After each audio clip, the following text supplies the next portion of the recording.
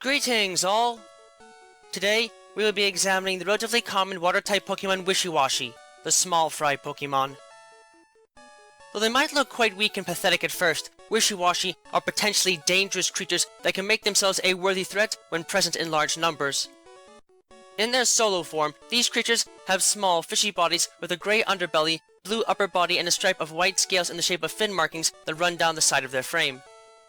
They have a pair of small grey fins, white tail fin and blue dorsal fin, and their frowning mouths stand in front of two massive blue eyes with blue eyelids. In their school form, these creatures have much larger forms with a pattern of blue colors that descend into darker shades of blue as one goes from their mouth to their back. They possess at least 2 fins on their back in this state and have white eyes adorned with white eyelids. In truth though, their form is not one of a true biological creature, as its form is comprised of countless Wishiwashi that have banded together into a single fish-like mass they use to attack and defend themselves with.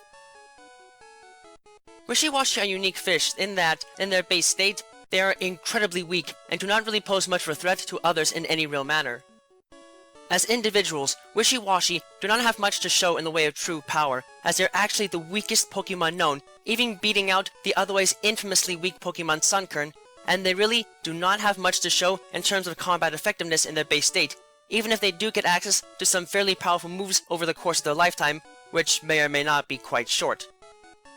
Because of their weak physical state, these creatures are often seen as prey by the Pokemon they share their habitats with, and especially humans, making just about anything that eats fish a prime predator for them, and this works out well for the predators, as the fish are said to be incredibly tasty and can be used in a variety of both lowland dishes and those across the world, when they are available outside of their preferred tropical environments. As far as defending themselves goes, these fish again don't have much to work with, but they do have the ability to learn the rare teary eyes technique, and they can use this outside of battle to coat their eyes in a film that has the attribute of concentrating and reflecting light from inside of its curved surface to turn their eyes into beacons of light. They are able to do this so effectively that they can be seen by other Wishiwashi from about 25 miles away, and they mainly use this as a way of calling for help when they are alone or otherwise feel threatened. The schools that these fish travel in do offer something in the way of numbers to help protect them against attack, but even then, the normally school-bound fish cannot do much more as a group if the school is only of a moderate size, still rendering them fairly weak as a whole. However, if these creatures are above a fairly low level of experience and can gather large numbers of their kind to a fight, it is possible for them to make themselves one of the most dangerous threats of the ocean by activating their signature schooling ability. With this ability active, as long as the general health of these creatures remains above 25% of their maximum health, they will instantly enter into their school form, in which the school will combine together into a giant fish-shaped mass and act together as a single entity, the individual fish using chemical odors they release from their bodies into the water to control the formation and make it act as if it is a single organism. On the one hand, this has the effect of slightly reducing their base speed stat, and their base HP stat does not change, but everything else is beyond cataclysmically increased, to the point where they acquire the highest base attack and non-legendary special attack stat out of all water-type Pokemon, and become a true menace that all fear greatly.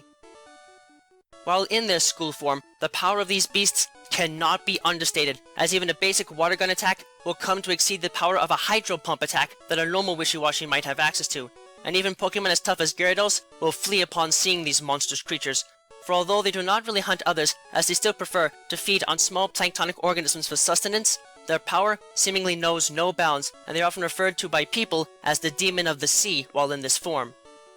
There is very little that these creatures cannot handle when together in numbers, and it helps to make Wishiwashi feared entities when at full power.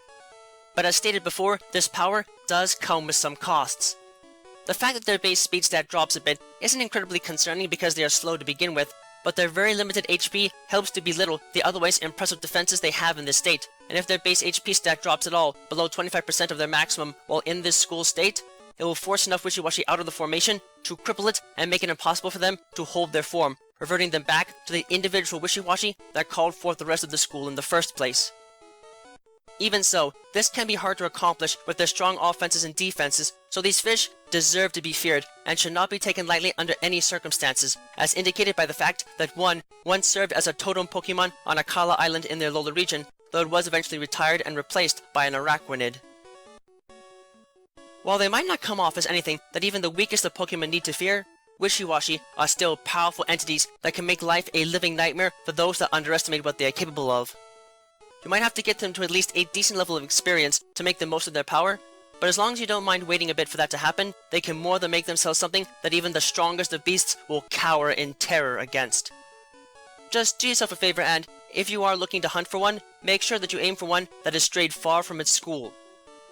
They may be easy pickings on their own, but if you dare to attack a school of them, you likely will come to quickly realize just how dangerous they can truly be when the numbers game is on their side, and they can unleash the full might of their terrifying schools against you unhindered.